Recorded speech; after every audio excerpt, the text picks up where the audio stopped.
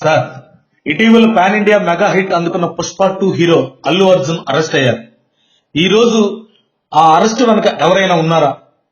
ఈ అరెస్ట్ వలన తెలంగాణ సీఎం రేవంత్ రెడ్డి గారికి ఏమైనా సమస్యలు వచ్చే అవకాశం ఉందా? ఈ అరెస్ట్ పై మీరు ఏమనుకుంటున్నారు సార్? నమస్కారం అండి. ఈరోజు మీకందరికీ తెలిసినట్లే హీరో అల్లు అర్జున్ ని పోలీసులు నాంపల్లి కోర్టుకు తరలించారు.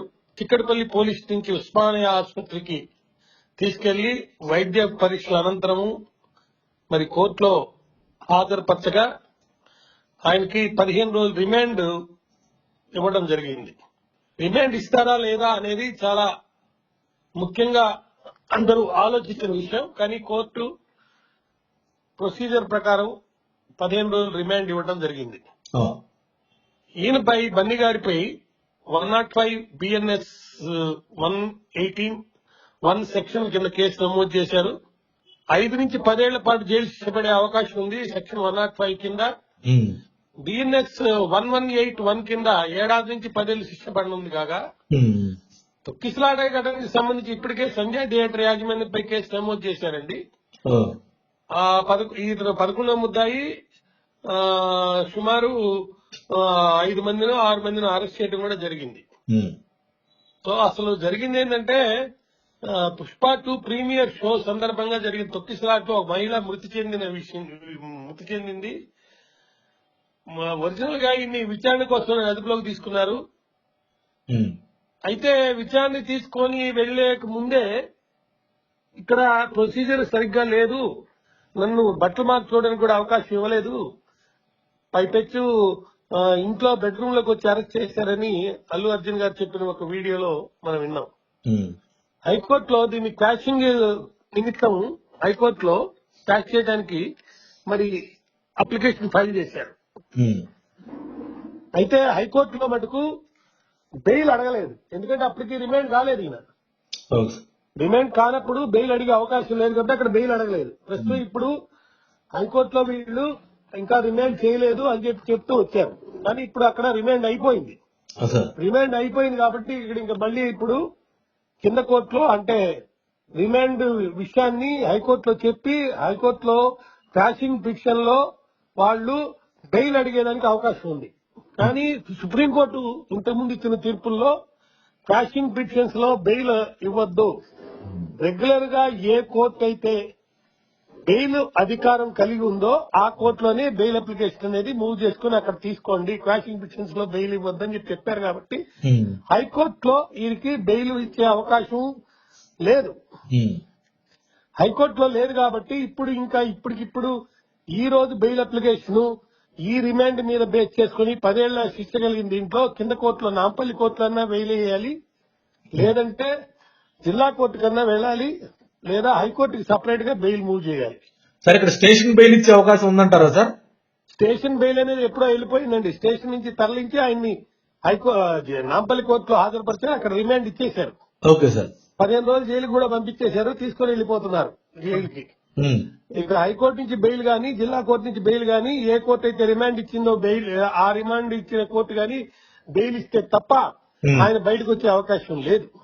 క్వాషింగ్ లో మటుకు బెయిల్ ఇవ్వద్దని చెప్పి ఆల్రెడీ సుప్రీంకోర్టు ఆర్డర్స్ ఉన్నాయి ఇతర కేసుల్లో. కానీ ఇక్కడ ఆశ్చర్యకరమైన విషయం ఏంటంటే గతంలో జరిగినటువంటి షారూక్ ఖాన్ మీద పెట్టినటువంటి ఒక కేసుకు సంబంధించి ఆయన కోర్టు చేసి తెలంగాణ ప్రభుత్వం ఆ కేసులో షారూక్ ఖాన్ ని ఎలా అరెస్ట్ చేశారో లేదా ఆయన మీద స్టాంపీడ్ జరిగింది కాబట్టి ఎలా కేసు పెట్టారో దానికి సంబంధించిన కేసు కోర్టు చేస్తున్నారండి. కానీ షారూక్ ఖాన్ ని ఆ కేసులో అరెస్ట్ చేయలేదు. రాయిస్ అనే సినిమాకి సంబంధించి వెళ్ళినప్పుడు ట్రైన్ ప్రమోషన్ కోసం వెళ్తున్నప్పుడు అది జరిగింది. ఐపీసీ కింద రైల్వేస్ యాక్ట్ కింద ఆయన మీద కేసు పెట్టారు. Prevention of damage to public property act కూడా పెట్టారు. ఇక్కడ ఎన్ని సెక్షన్లు పెట్టలేదు. అప్పుడైతే అక్కడ 427, 120D, 147, 149, 160 పెట్టారు షారూక్ ఖాన్ మీద. షారూక్ ఖాన్ మీద 2017లో జరిగింది. కోటా రైల్వే స్టేషన్ లో జరిగిన ఒక స్టాంపేడ్ గ్యాదరింగ్ క్రౌడ్ వచ్చిందవల్ల జరిగిందనమాట. అక్కడ ఏం చేశాడంటే షారూక్ ఖాన్ ప్రమోషనల్ ఈవెంట్ కి సంబంధించి కొన్ని గిఫ్ట్లని ట్రైన్ లో నుంచి విసిరేశాడు ఆయన. దానివల్ల స్టాంపేడ్ జరిగి ఆ సిచ్యువేషన్ అక్కడ అలా అయ్యి అక్కడ కొంతమంది ఆ, ఆయన ట్రోలీ కూడా ఓవర్ టర్న్ అయిపోయింది. ఆయన తీసుకొచ్చిన ఐటమ్స్ కూడా డ్యామేజ్ అయింది. ఆయనకు కూడా ఆ ఇంజరీస్ జరిగినాయి అనమాట. కానీ ఇక్కడ అలాంటి పరిస్థితి కాదు కదా. ఇక్కడ రెండు ముఖ్యమైన విషయాలు మనం గమనించాల్సింది ఏంటంటే, రాజకీయంగా ఈ యొక్క అరెస్ట్ అనేది దాని యొక్క ప్రకంపనలు ఎలా ఉంటాయి అని చెప్పేసి అందరూ దీని గురించి మాట్లాడుతున్నారు. మనకందరికీ తెలిసిన విషయమే, కొన్ని మిస్అండర్స్టాండింగ్స్ అనుకోండి, కొన్ని విషయాల్లో పవన్ కళ్యాణ్ గారు గాని లేకపోతే అల్లు అర్జున్ గారి మధ్యలో గాని కొన్ని విభేదాలు ఉన్నట్టుగా ఇప్పుడు దాకా అందరికీ బయటకు వచ్చింది. నంద్యాలలో ఈయన వెళ్ళినప్పుడు ఈ వైఎస్ఆర్సీపీ క్యాండిడేట్ కి సపోర్ట్ గా వెళ్ళినప్పుడు అక్కడ జరిగిన క్యాంపెయిన్ గాని ఈ విషయాల మీద కేసు ఆల్రెడీ పెట్టారు. అయితే అక్కడ పెట్టిన కేసులో కూడా ఆయనకి వార్నింగ్ ఇచ్చి ఇతని మీద లైట్ గా తీసుకోవడం జరిగింది ఆంధ్రప్రదేశ్ హైకోర్టులో. ఆ వార్నింగ్ లో ఏం చెప్పారంటే, ఇంకా ఈ గత ఫ్యూచర్ లో మీరు ఇలాంటి చేయొద్దన్నట్టుగా చెప్పినట్టుగా నేను విన్నాను. మరి ఇప్పుడు ఈ కేసులో మళ్ళా అదే జరిగింది కాబట్టి మరి ఇక్కడ మనిషి చనిపోవడం జరిగింది. తర్వాత అప్పుడేమో రైల్వే స్టేషన్ దగ్గర జరిగిన దాంట్లో ఒక ఫారూక్ ఖాన్ పై పెట్టిన కేసులో మనిషి చచ్చిపోయినా ఆయన అరెస్ట్ చేయలేదు. కానీ ఇంకా ఆ కేసు కొనసాగుతుంది. దాన్ని వడోదర కేసు అని అంటారు. ఇప్పుడు ఈయన కేసు కొట్టేయాలని అల్లు అర్జున్ గారు క్యాష్ పిస్ట్ చేశారు. అయితే కేసు కొనసాగించాల్సిందే అని చెప్పి పోలీసు వాళ్ళు కూడా పట్టుదలతో ఉన్నారు. షారూక్ ఖాన్ వర్సెస్ గుజరాత్ స్టేట్ కేసుని రిఫర్ చేస్తూ 2017 జనవరి 23 జరిగిన వడోదరాలో ఎట్లా జరిగిందో ఇక్కడ సంజయ్ థియేటర్ కూడా అలాగే జరిగింది. కాబట్టి తొక్కిస్లాట్ లో అక్కడ రైల్వే స్టేషన్ లో మంది చచ్చిపోయారు, ఇక్కడ థియేటర్ దగ్గర తొక్కిస్లాట్ లో ఈ చనిపోయారు. కాబట్టి రెండు సిమిలర్ కేసు కాబట్టి కేసు కొనసాగించాల్సిందే, కేసును డిస్మిస్ చేయడానికి లేదని చెప్పేసి మరి వీళ్ళు వాదిస్తున్నారు. నాకు అందిన సమాచారం ప్రకారం హైకోర్టులో వీరికి బెయిల్ వచ్చే అవకాశం లేదు. కాబట్టి ఈయన 15 రోజులు రిమాండ్ ఇచ్చారు. కాబట్టి ఖచ్చితంగా ఈయన కింద కోర్టులో ఏదైనా బెయిల్ ట్రై చేస్తే అక్కడ ఇస్తే ఆ బెయిల్ మీద బేస్ చేసుకుని బయటకు వచ్చేదానికి అవకాశం ఉంది. ఈ కేసులో అల్లు అర్జున్ అరెస్ట్ వెనక ఆంధ్రప్రదేశ్ కు సంబంధించిన ప్రముఖ నాయకులు ఉన్నారు అని అంటున్నారు. ఇది వార్తలు వినిపిస్తా ఉన్నాయి సార్, ఇది ఎంతవరకు నిజం సార్? ఇక్కడ రెండు విషయాలండి. చట్టం తన పని చేసుకొని పోతుంది, కానీ రాజకీయ నాయకులు ఎవరినైనా అరెస్ట్ చేయటాల్లో లేకపోతే కేసులు పెట్టడంలో బయటికి తీసుకొచ్చేదానికి కృషి చేస్తారు, కానీ లోపల పెట్టేదానికి అక్కడ ఉన్న నాయకులు ఏదైనా చేస్తున్నారంటే నేను నమ్మను.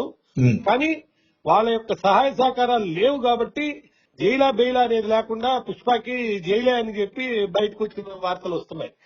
తర్వాత బెయిల్ వచ్చే అవకాశం లేదు.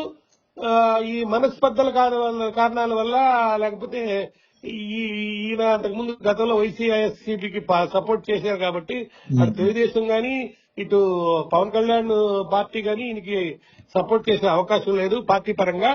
అయితే వ్యక్తిగతంగా ఇప్పుడు బీజేపీ వాళ్ళు కూడా ఈయన సపోర్ట్ చేసినట్టుగా తెలుస్తుంది. ఒక మత నాయకుడు ఒక ఆయన కూడా ఇప్పుడు ఈయన గురించి కొట్లాడుతూ కోర్టులో కూడా వ్యవహారం చేస్తూ తిరుగుతున్నట్టుగా తెలుస్తుంది. మరి ఈ పరిస్థితుల్లో నేను చట్టం ప్రకారం మనం చూస్తే ఇక్కడ ఈయనకి హైకోర్టులో అయితే బెయిల్ వచ్చే అవకాశం లేదు, కింద కోర్టులో అయితే బెయిల్ వచ్చే అవకాశం కూడా లేదు. కానీ ఒక ఇంటరిమ్ బెయిల్ అనే ఒక కాన్సెప్ట్ ఒకటి ఉంది. ఆర్జీవీ గారి కేసులో కూడా ఇంటరిమ్ బెయిల్ మీద బయటకు వచ్చారు ఆయన, అరెస్ట్ జరగలేదు. కానీ ఇక్కడ లోపలికి వెళ్ళిపోయాడు కాబట్టి ఆల్రెడీ రిమాండ్ చేశారు కాబట్టి ఇంటరిమ్ బెయిల్ అనేది తెచ్చుకోవాలంటే అది చాలా లెంగ్తీ ప్రాసెస్. దాంట్లో కూడా నోటీస్ ఇస్తారు. ఆ నోటీస్ ఇచ్చినప్పుడు ఆ ఇంటరిమ్ బెయిల్ మీద బయటకు రావాలంటే కూడా 1 or 2 days పడుతుంది. అలా పట్టినప్పుడు ఖచ్చితంగా ఈ రోజు నైట్ అంతా జైల్లోనే ఉండాల్సి వస్తుంది. అంటే ఈ టైంలో రిమాండ్ ఇచ్చేశారు కాబట్టి ఇప్పుడు వెంటనే జైలుకి తీసుకెళ్లిపోతారు, పోలీస్ స్టేషన్ లో కూడా పెట్టుకోరు. అదే సాయంత్రం 5 తర్వాత కనుక అనుకోండి, అప్పుడు పోలీస్ స్టేషన్ లో పెట్టుకుని మళ్ళా మండే తీసుకొచ్చి ప్రొడ్యూస్ చేస్తారు. కానీ ఇప్పుడు టైం ఆల్రెడీ సఫిషియెంట్ గా ఉంది కాబట్టి రిమాండ్ ఆర్డర్ కూడా చేతికి వచ్చింది కాబట్టి ఖచ్చితంగా ఈయన జైలుకి పంపిస్తారు. కాబట్టి పుష్పకి జైలా బెయిల్ అంటే ముందు జైలు అనేది క్లియర్ అయిపోయింది. బెయిల్ అనేది వచ్చే అవకాశం చాలా తక్కువ. ఈ రోజు వస్తే రేపు ఏమన్నా దానికి తీవ్రమైనటువంటి ప్రయత్నాలు జరగచ్చు. అది కూడా రేపు అనేది బెయిల్ కనుక ఇస్తే అది ఒక రాంగ్ ప్రెసిడెంట్ గా వెళ్తుంది. కాబట్టి నాకు అందిన సమాచారం, నేను చదువుకున్న సెక్షన్ ప్రకారం చూస్తే 10 ఏళ్ల జైలు కూడా ఉంది కాబట్టి ఇంటరిమ్ బెయిల్ అనేది బహుశా దీంట్లో ఇవ్వకపోవచ్చు. అందువల్ల రెగ్యులర్ బెయిల్ మీదనే రావాలంటే సుమారు 1 వారం రోజుల దాకా ఈయన జైల్లో ఉండాల్సిన అవసరం పరిస్థితి చట్ట ప్రకారం కనబడుతున్నాయి. సార్, చెప్పండి. ఈ అరెస్ట్ వలన తెలంగాణ సీఎం రేవంత్ రెడ్డి గారికి ఏమన్నా ఇబ్బందులు వచ్చే అవకాశం ఉందంటారా సార్? తప్పకుండా లేదండి. వాళ్ళు ప్రీమియర్ షో ఇచ్చిన తర్వాత, ఇలా జరిగిన తర్వాత వెంటనే కోటమిరెడ్డి గారు క్యాన్సిల్ చేశారు. అంటే ఇంకా ఈ భవిష్యత్తులో ఎక్కడ కూడా మేము ఇటువంటి ఇవ్వము, ఈ ప్రీమియర్ షోలు ఇటువంటి ఇవ్వము అని అన్నారు. ఇప్పుడు ప్రజలు కూడా ఈ 500 రూపాయలు పెట్టి టికెట్ అయిందనేది ఒక ఇది వచ్చింది. సినిమా మీద కూడా ఒక నెగటివ్ టాక్ అంటే సినిమా మేకింగ్ వాటి గురించి కాదండి, ఒక హీరోని, ఒక విలన్ ని, అంటే అమితమైన గొప్ప నేరాలు, పెద్ద నేరాలు, అది కూడా ఒక చెట్లకు సంబంధించి, తీవ్రానికి సంబంధించి, స్మగ్లింగ్ కేసుకి సంబంధించిన కేసుల్లో ఇన్వాల్వ్ అయిన వ్యక్తి మొత్తం ప్రభుత్వాన్ని, అంటే సీఎంలనే మార్చే స్థితిలో ఒక కథ రాసుకొని అది విజయవంతంగా సక్సెస్ అయినంత మాత్రాన, లాస్ట్ ఇయర్ వాళ్ళకి నేషనల్ అవార్డు కూడా సినిమా దానికి సంబంధించి వచ్చినంత మాత్రాన దాన్ని ప్రజలు అప్రిషియేట్ చేయడం లేదండి. ఇది తప్పు. ఎవరుండాలి హీరోలుగా? మరి హింసాత్మకంగా లేకపోతే చట్ట వ్యతిరేకంగా చేసేవాళ్ళు హీరోలుగా పెడితే దానివల్ల సమాజంలో అనేక నేరాలు జరిగి, ఘోరాలు జరిగి అందరూ ఇబ్బందికి గురే పరిస్థితి ఉంది. ప్రతివాడు నేను ఒక హీరో కావాలంటే ఇదిగో నేరం చేయాలి, నేరాల్లో గల హైయెస్ట్ నేరం నేను చేసి తప్పించుకోగలిగితే నాకు శిక్ష కూడా పడదు, ప్లస్ నేను గొప్పవాడిగా ఉంటానని చెప్పి అంటుంది. ఆ సినిమా చూస్తే కూడా, సినిమాలో కూడా మీరు చూసారో లేదో నాకు తెలియదు, చూస్తే ఒక అతను పెళ్లి ఉంటే పెళ్లికి ఇది కాకుండా, పెళ్లికి పోయి తాళి కట్టడం కాకుండా నేరం చేసేదానికి పోయేదానికి పుష్ప మీద అభిమానంతో సంసిద్ధం చేస్తారు. ఇంకోటి ఏంటంటే పుష్ప కూడా అక్కడేమి రాబిన్ హుడ్ లాగా ఆ సినిమాలో లేడండి. ఎక్కడో కొట్టేసి ఎవరికో ఇచ్చి చేయడు. ఆ కొట్టేసేదానికి ఎంత తొందరగా, ఎంత ఈజీగా కొట్టేయడం ప్లాన్ చేసుకుని దానికోసం డబ్బులు ఖర్చు పెట్టే ఒక దొంగలాగా ఉన్న హీరోని విలన్ హీరో చేయటం అది కరెక్ట్ గా లేదు. ఈ మధ్య జరిగినటువంటి నేరాలు, ఘోరాలు, అందులో చిన్న పిల్లలు చేసే నేరాలు, ఘోరాలు చూస్తే చాలా బాధేస్తుంది. ఇటువంటివన్నీ ఆదిలోనే అణిచివేయాలి. అలా లేదు పరిస్థితి. ఇది సామాజికంగా గానీ, ఆర్థికంగా గానీ దేశం అభివృద్ధి చెందాలంటే ఖచ్చితంగా ఒక సెక్యూరిటీ, ఒక రక్షణ చట్టాన్ని అందరూ గౌరవించి దాని ప్రకారం పోయే విధంగా ఉండాలి. కానీ అలా కనపడటం లేదు. ఇప్పుడున్న పరిస్థితులు ఇవన్నీ చూస్తుంటే ఇది చాలా ఘోరంగా ఉంది. మొన్న నంద్యాలలో ఒక చిన్న పిల్లవాడు, మీకు తెలుసు, అక్కడ జరిగింది వింటే చాలా బాధేస్తుంది. 9 ఏళ్ల అమ్మాయి, మరి హలో చెప్పండి సార్, చెప్పండి. 9 ఏళ్ల అమ్మాయి పార్క్ లో నంద్యాలలో ఆడుకోవడానికి పోతే నలుగురు పిల్లవాళ్లు, 12 ఏళ్ల వయసు లోపల పిల్లవాళ్లు ఆ అమ్మాయిని రేపు వరుసగా చేయటమే కాకుండా హత్య కూడా చేశారు.